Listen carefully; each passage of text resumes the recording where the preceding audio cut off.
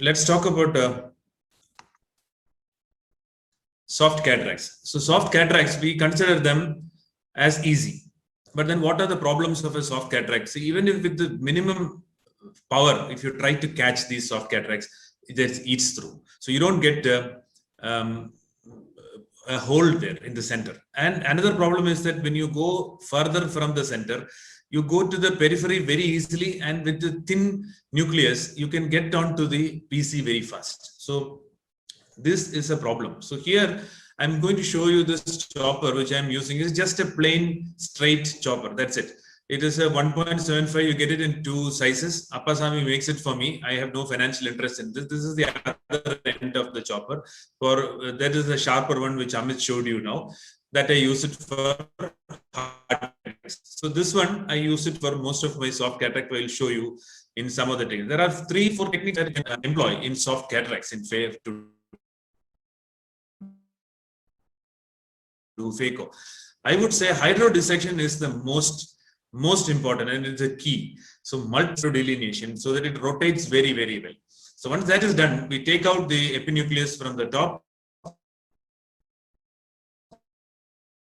and then with the tip little more exposed, I am making a very and then separate two halves.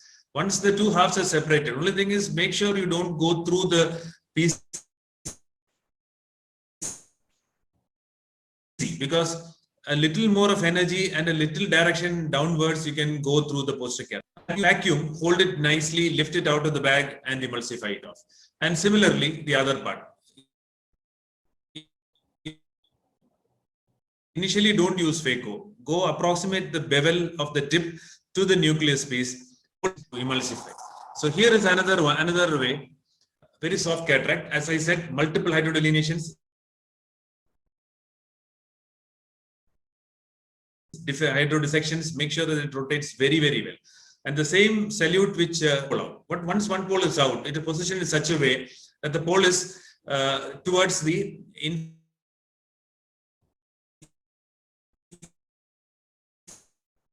because I am going temporal.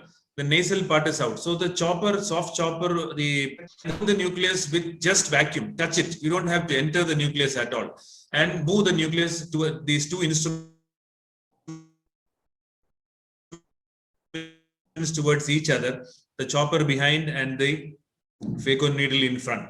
So typically, and you can subdivide. Once you divide it into 2 or 3 pieces, that must be enough. And after that, you can emulsify it off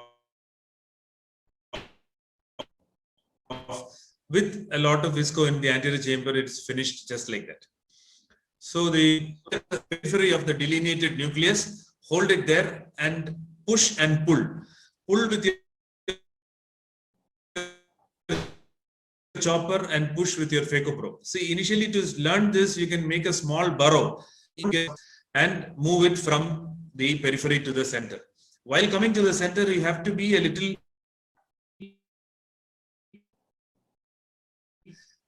deeper, because the center is slightly deeper. And once you finish that, make sure you have rotated. So choose any of these techniques, do it in multiple cases and see which one is suiting you.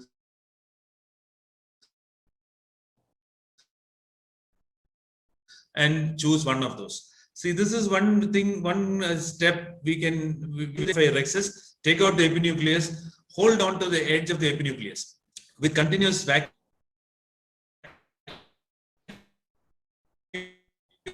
and minimal continuous energy.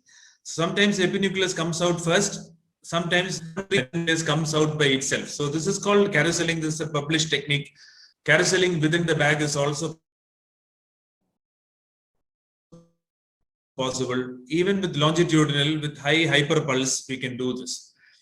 So we move slit lamp, and it has to be identified, because sometimes we are so happy seeing the cataract and you miss the cornea. Look through the cornea and see only the cataract, and you miss the. And most of these cases, I do a specular and show the patient and tell them that there is possibility of a delayed visual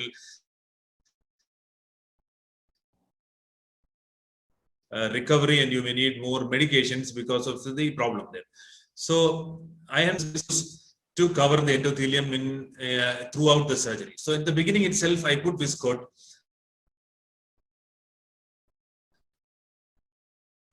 fill half of the anterior chamber with this close to the endothelium, and then because I like the soft shell on top of the anterior capsule and push the viscoat against the endothelium, and then after the good rexus, chopping is the one which I do. I complete all the chops within the bag. I will stop phaco and then put in more viscoat and then continue and fill up the bag with HPL and push the viscoat onto the endothelium and chop it into very small pieces. Take one piece and not let it fly around. If it flies around, it means that you have lost viscoat in the bag in the anterior chamber. And so please reform the anterior chamber with more viscoat and emulsify it. Energy very low and flow and vacuum also moderate, so that you don't create turbulence inside the anterior chamber.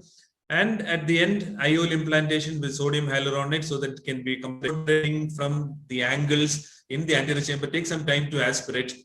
And also from the endothelium, if you can notice here, you can see the viscoat getting aspirated from close nucleus or epinucleus chips, which can get coated with the viscoat and stay within the angle or under the iris. And so aspiration of the viscoat and this is a penetrating from a fresh corneal wound here and the intralenticular foreign body. So we put 3 sutures to the wound, and so that the chamber is tight. So this has gone through microrexus forceps to hold on to that and take it out as atraumatically as possible, so that you retain the iris and the rest of the anterior capsule intact. And align is, you identify here there is good red glow. That's why I don't use a trypan blue. Otherwise, we should use trypan blue and stain the capsule and see, and make a nick on the discontinuous part of the anterior capsule and join it to the other side of the discontinuous rexus here. And you can use an IA, you can use a phaco probe, but with lower bottle height and lower parameters. Just use vacuum. I am using, finish that area, and you have vitreous there. Otherwise, you have to do a vitrectomy here. Luckily, there is no triamcinolone, and see whether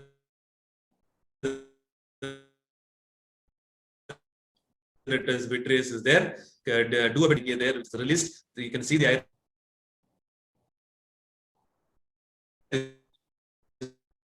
hole which is already there. That is okay. It's horizontally away from the area of rexus tear. Or you can, the visco has to be aspirated from below, and the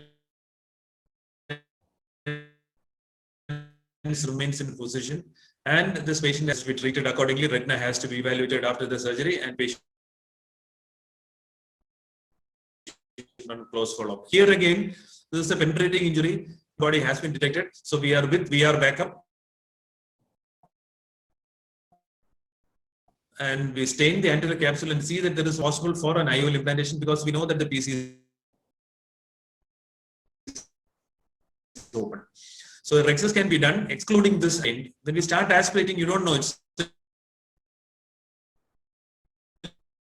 near total cataract. So we don't know how much of the cataract, and continue aspirating till you get vitreous. So you can clear up that area at some point of time. It's good to go past plana and do the anterior vitrectomy and complete the aspiration of the body is taken out, and because you can, or a 3-piece foldable lens in the sulcus, and follow up these cases as we had discussed.